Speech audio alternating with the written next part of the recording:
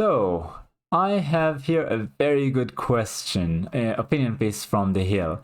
What if Joe Biden was the better candidate all along? Now, I wonder why would Democrats ask this? What do you think?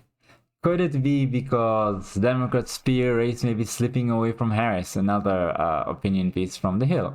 And The Hill is not a right-wing outlet at all. So essentially they're saying there is growing fear in Democratic circles that the presidential race could be slipping further away from Vice President Harris. And that's why they are pining for old Joe. The man may be too old to run and suffering from cognitive decline visibly, but he's still not Kamala Harris. To be sure, Democrats still think Harris can defeat former President Trump. The margins are so close in the 7 battleground states likely to decide the contest, a shift toward either candidate or a mistake in the polling could be decisive. At the same time, Democrats are privately expressing worry that battleground polling appears to be moving in Trump's direction over the last 2 weeks. Cracks in the blue wall of Michigan, Pennsylvania, and Wisconsin are starting to show, with Senate incumbents in both Pennsylvania and Wisconsin now in toss-up races, according to the Cook Political Report. The 3 northern states generally move in the same direction in the presidential race, but Harris has been losing ground to Trump in polls, particularly in Wisconsin. In Michigan, doubts among Arab American voters are worrying Democrats. None of this is making Democrats feel better about an election day that is now less than 2 weeks away. Everyone keeps saying it's close. Yes, it's close, but are things trending our way? No, and no one wants to openly admit that, one Democratic strategist said. Could we still win? Maybe. Should anyone be even slightly optimistic right now? No. What a damning indictment. So, Kamala Harris being less likable and less probable as the leader of the free world than a probably senile 80-something-year-old. Interesting. Another strategist was even more dour when asked about the current state of play. If this is a vibe election, the current vibes ain't great. Harris could have another path to victory that would involve winning Pennsylvania, losing another blue wall state but winning North Carolina and Nevada, but neither of these states are firmly in her camp, nor 2 other swing states, Arizona and Georgia. John Ralston, a veteran political journalist in Nevada, also reported a rare statewide lead among Republicans who have voted early in the state, because early voting and mail-in voting usually favor Democrats, honestly. It's too soon to call it a trend, but this was a huge day for Republicans in Nevada, Ralston wrote in his popular blog at the Nevada Independent. He later noted that overnight, Democrats had cut into the Republican advantage, but the GOP maintained a 2 percentage point lead as of Tuesday. Which is interesting. The Democrats have a history of being very good at, all the voting that happens at night, for some reason. Democrat strategist Jim Manley, who served as a senior aide to then-Senator Harry Reid during his tenure as a senior majority leader, acknowledged that the rush of news was discouraging, but he said he still feels optimistic about Harris's chances. It's pretty damn frustrating for it to be so close given how extreme and unhinged Trump's rhetoric has become in the last couple of weeks. Give me one example. Nonsense. I just hope and trust they've got a plan, he said of the Harris campaign. Other Democrats interviewed by The Hill on Tuesday also voiced some optimism. Some pointed to Harris's robust schedule in the closing days of the campaign, when she's expected to spend the bulk of her time in the battleground states. While Trump trolled Harris for being out of the public eye for much of Tuesday, the vice president was conducting 2 interviews. She will travel to Houston on Friday to appear before a large crowd to speak about abortion rights. Ah yes, the one topic that the Democrats are confident about, abortion rights, where they will basically strawman the Republican position, claiming that Republicans are against all abortions, when in fact, specifically, they said it should be given to the states, which means the people have to, vote on the issue themselves and make their own decision. So if you're in a state where most people don't like the idea of, for example, late-term abortion, which is, last 3 months, I believe it's called late-term, right? Where it's clearly a baby and, you'd be ending it if you did an abortion, so you probably shouldn't do that unless you have a very good reason, like the life of the mother is in danger or something. Well, that's up to them, right? And if you don't like it, you can always move out of state for your abortion.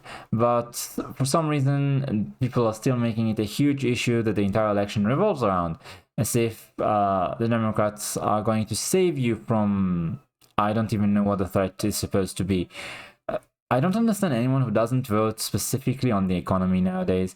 I guess there are a few other major issues, but I don't think abortion is one of them.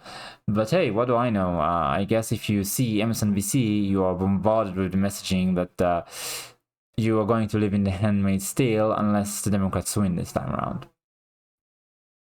C'est la vie. So, traveling to Texas, which is not a swing state, has raised some eyebrows. That's about Harris, right? But campaign aides say the moment will be a powerful one as she begins her closing campaign argument by appearing alongside women who have been impacted by the state's strict abortion laws. It's a moment they believe will play across the country and generate attention. So, again, what you say impacted, just you move to the next neighboring state and have your abortion there if it bothers you so much. I don't understand what the issue is about at this point. I mean, pretty much all of Europe has stricter abortion laws than the United States. It's just, and Europe is way more progressive on pretty much every other issue. So I don't understand how they managed to turn it into such a huge issue at all. I mean, once you've decided that it's a state-by-state issue, you will never be locked out of abortion if you want it in the United States. There will always be some very progressive states that will allow it. So what's the problem? Whatever. Anyway, she needs these big moments, that one consultant close to the campaign said. Polls show that abortion is one of those issues that will continue to drive women in both parties to the polls. And they continue on with the idea that she's a bipartisan and centrist candidate because she brings people like Liz Cheney and obviously other, how to put it, pro-war Republicans, let's say. It's like the people that RFK Jr. said would be considered Darth Vader, like Dick Cheney, to Democrats 10-20 years ago, are the ones now endorsing Harris against Trump, which I don't think makes us centrist or palatable to centrist voters, because they are the least likable and least popular figures in the Republican Party. If anything, I'd say that the most moderate candidate is Trump, because he's essentially like an 80s Democrat. But your mileage might vary. She's doing much more than Trump to reach out of her base, the advisor here says. Best example is her round of stops with Cheney in swing suburbs that Nikki Haley won in Republican primaries. Yeah, that's essentially the vote, right? It's the Nikki Haley war hawk conservative that's going to be supporting Harris. Democrats are now the party of war, very openly too, which is an inversion. They used to be the party of peace, to the point that as an Israeli, I used to feel like, 2 decades ago, that they are unwilling to go to war even when it might be necessary. Nowadays, I am far less pro any sort of war, unless there's a very, very good reason, because I've lived through being lied to about the, WMDs that Saddam Hussein was supposed to have. And I've seen how intervention where it's not needed can only make things worse. Like, for example, disrupting the balance that we used to have between Iraq and Iran, allowing Iran to grow unchecked and become a terrorist threat on a global scale. So I changed my mind on that one, yes. But in general, the Democrats used to be very anti-war, and now they're very pro-war, which is why all the pro-war Republicans are on their side. Now, what is the argument for Joe Biden over Kamala Harris? Interesting. So they're saying essentially the election is still close, but although Vice President Kamala Harris quickly assumed the presidential mantle from Joe Biden and put in place an impressive startup, October has not been particularly kind to her. Donald Trump has closed the electoral gaps, and some believe he's actually leading. I'm gonna stop here and say that Trump has outperformed his polling in both of the previous elections. So if he is polling very close or even slightly ahead, you can expect that he will do much better than that on election day, at least according to what we've seen so far. And it's not just in the US. You could see that on Brexit, and in other elections, the right almost always outperforms the polls. The polls tend to lean left on a global scale. So they're essentially saying that if the debate with Trump had not taken place with Biden, then, or that if Biden had performed better, would Biden have been forced to withdraw? He's asking. And I'd say probably not, honestly. And whether Harris loses or wins, some will ask whether Biden might still have been the better candidate. Essentially, depending on this, Bob Woodward's new book, War, and he's saying, quote, Biden's obvious decline was physical and not mental. This was caused in part by prior medical conditions accelerating the effects of age on a body. There were also the strains of high office. The president refused to limit his overworked schedule despite valid criticisms that he was on near permanent holiday in Delaware or Camp David. So, can you pause this sentence for me? The president refused to limit his overworked schedule despite valid criticisms that he was on near permanent holiday. He was overworked on near permanent holiday. Can you square the circle? I can't. Anyway, Kamala Harris's role, as Woodward describes events, was not as significant as Biden's national security team, who were his band of brothers and sisters, and Woodward did not focus on domestic politics. Today's politics remain visual, whether on television or social media, with a constant flow of posts that millions of subscribers download every day. In fairness, Trump is an entertainer, showman, and salesman. He may be overweight and wear excessively long ties while obsessing about his finely coiffed hair, but he gets away with it. And Trump, like the Energizer Bunny, seems to have unlimited endurance. The physical comparison between the two presidents could not be more striking. That must favor Trump, and in a small way accounts for some of his widespread public support. He is also interesting. Love him or hate him, Trump is far from boring. The size of his audiences at rallies confirms that.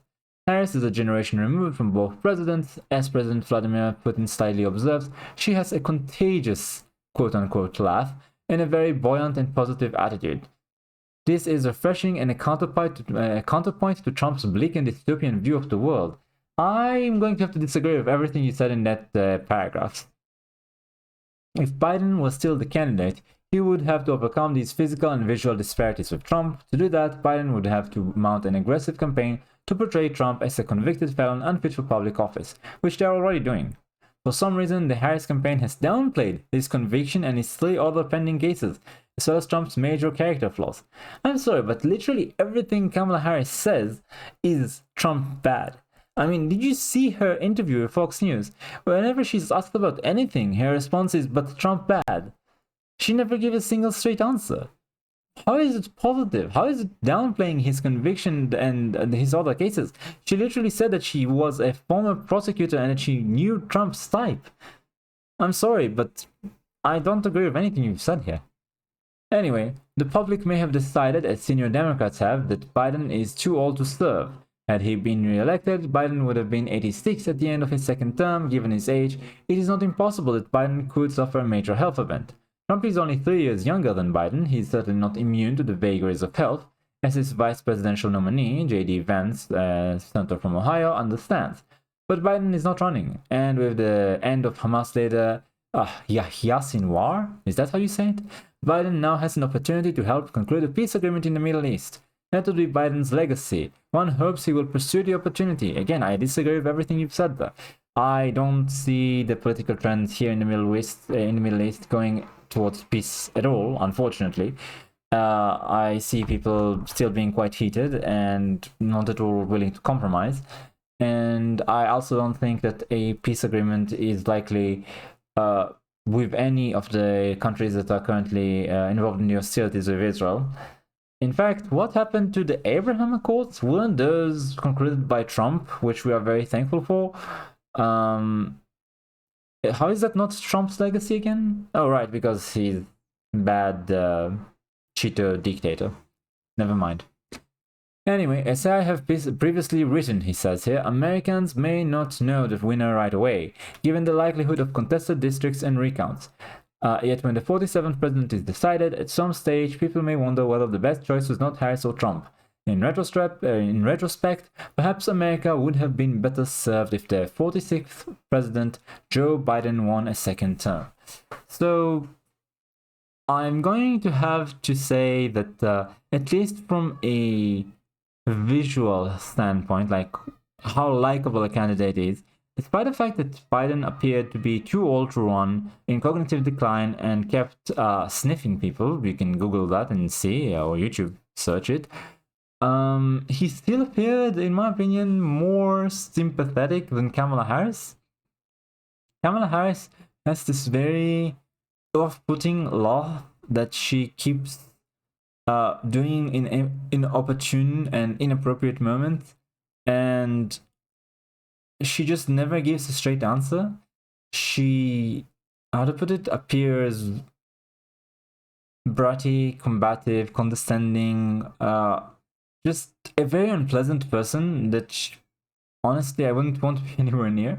Not that I'd rather be near Biden, mind you, but at least he's not quite as off-putting from a distance, where you are safe from the sniffing and the inappropriate affection in your private space. I think there's a crisis for the Democrats, specifically of representation. They don't have anyone presentable to put forward.